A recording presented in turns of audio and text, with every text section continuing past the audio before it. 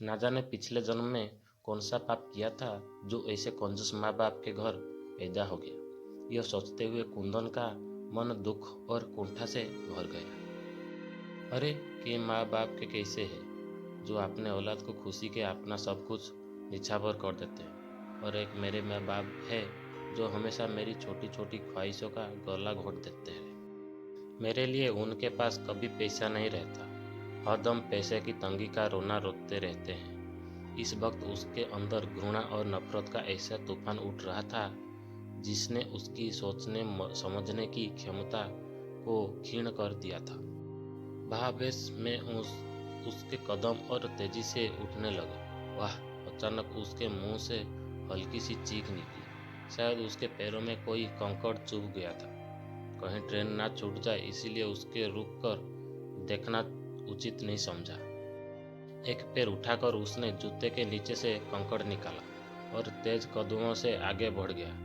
थोड़ी ही देर में वो अपने कस्बे के छोटे से रेलवे स्टेशन पर पहुंच गया। टिकट तो उसे लेना नहीं था, इसलिए वो सीधा प्लेटफॉर्म पर पहुंच गया।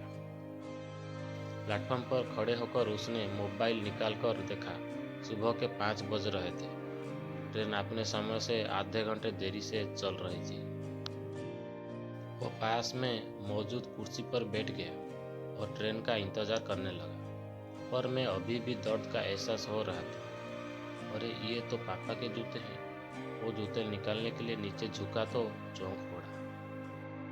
शायद रात के अंधेरे में उसे दिखाई भी नहीं दिया था और जल्दबाजी में उसने पापा के जूते पहन लिए थे। जूते निकालकर उसने देखा तो पैर के लौबे में एक जगह खून रिसा हुआ दिखाई दिया। जख्म ज्यादा नहीं था, बस हल्का सा ही चुभा था। तभी उसका ध्यान जूते के निचले हिस्से की तरफ गया जो बिल्कुल क्षत विक्षत हो चुके थे। बुरी तरह से घिसने के साथ साथ वो कई जगह से फट चुके थे। तो पापा क्या रोज यही जूता पहनकर ऑफिस जाते हैं? जब एक बार पहनने से ही मेरे पैरों में कंकड़ चुभ गया था, रोज पहनकर ड्यूटी जाने के दौरान उनके पैरों में कितने कांटे चुभते होंगे।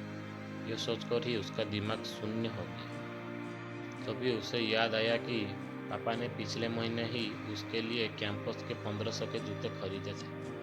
वह पत्थर की बूथ की तरह वहीं पर जम गया। 18 वर्ष कुंदन अपने माँ बाप का इकलौता लड़का था जो एक शहर के एक अच्छे प्राइवेट स्कूल में 10वीं कक्षा में पढ़ता था। उसके पिता एक प्राइवेट कंपनी में क्लर्क थे और माँ एक कुशल गृहिणी थी।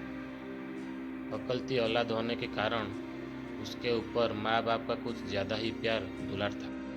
वह सीमित आमदनी के बावजूद भी उसकी हर ख्वाहिश पूरी करने की कोशिश करते। उसकी संगत शहर के अमीर घरानों से संबंध रखने वाले कुछ लड़कों से ही हो गई थी जो उसके साथ ही पढ़ते थे, जिससे परिणाम स्वरूप वो थोड़ा बिगड़ गया था। यार कुंदन, इसे कब तक हाथ गंदे करेगा? इससे अच्छा एक बाइक क्यों नहीं लेता? एक दिन छुट्टी के समय वो अपने साइकिल की उतरी हुई चेन लगा रहा था। तभी उसके दोस्त आयुष ने टोका दिया। हाँ यार, आयुष ठीक कह रहा है। गौरव ने भी आयुष की बात का समर्थन किया। वो दोनों बाइक से स्कूल आते थे। स्कूल की लड़कियों के सामने वो बात सुनकर कुंदन खुद को अपमानित महसूस करने लगा। उनकी ये बात उसके दिल में चुभ गई।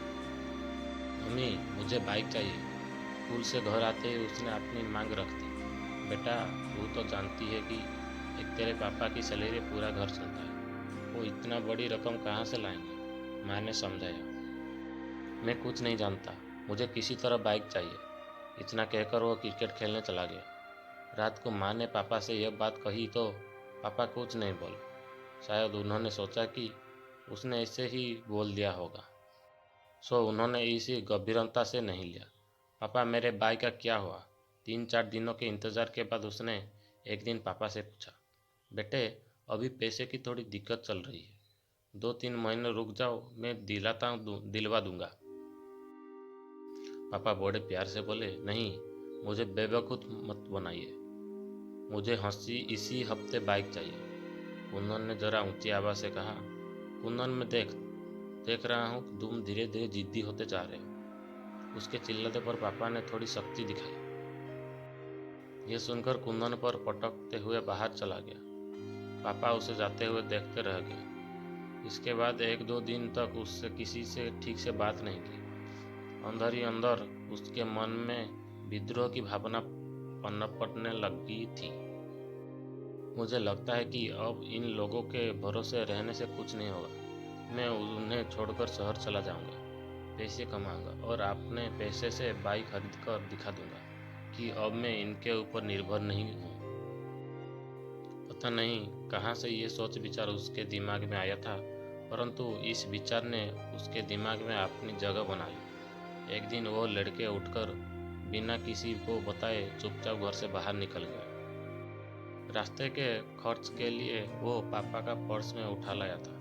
पापा का पर्स चोरी करने के अपराधियों पद से उसका मन आत्मग्लानि से भर गया।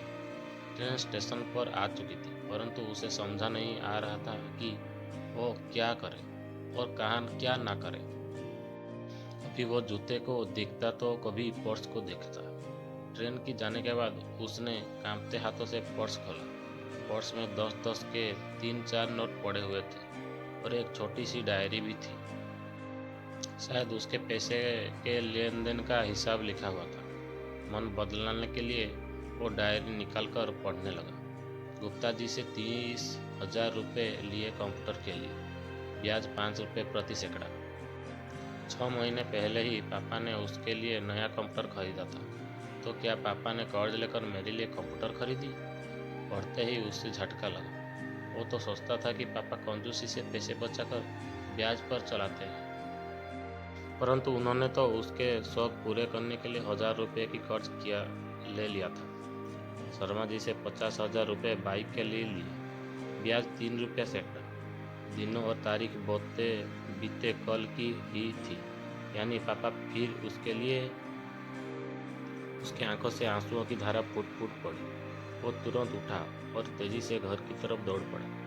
बदमाशी से भागता हुआ वो जब घर पहुंचा तो पापा अभी अभी बाथरूम से नहाकर निकले थे। अरे कितनी दूर टहलने चले गए थे बेटे? चलो जल्दी से तैयार हो जाओ, बाइक एजेंसी चलता है। पापा उसे देखते ही बोले। इतना सुनने ही कुंदन के सब्र का बांध टूट गया। वो तुरंत पापा से लिपट गया और बच्चों की तरह फूट फूट कर रोने लगा।